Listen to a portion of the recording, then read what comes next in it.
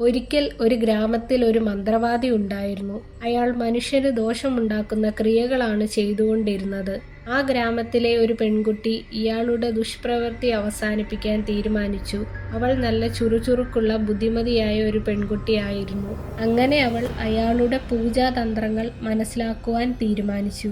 ഏതു വീടുകളിൽ പൂജ ചെയ്താലും ആ വീട്ടിലെ താമസക്കാരെയൊക്കെ ഒഴിവാക്കി തികച്ചും ഏകാന്തമായാണ് അയാൾ പൂജാകർമ്മങ്ങൾ ചെയ്യുന്നത്. അങ്ങനെ ഒരിക്കൽ ഒരു വീട്ടിലെ പ്രേതശല്യം ഒഴിവാക്കാനായി അയാളെ ക്ഷണിച്ചു. ഇതൊരു അവസരമാക്കി അവൾ ആ മന്ത്രവാദിയെ പിന്തുടർന്നു. അയാൾ പൂജ തുടങ്ങുന്നതിന് മുമ്പായി ധ്യാനം ചെയ്യാൻ ആരംഭിച്ചു. ശേഷം ഒരു ചെപ്പ് തുറന്ന് അതിലുള്ള മോതിരം അണിഞ്ഞു. എന്നിട്ട് ആ ഉപദ്രവകാരിയായ ആത്മാവിനെ ആവാഹിച്ചു.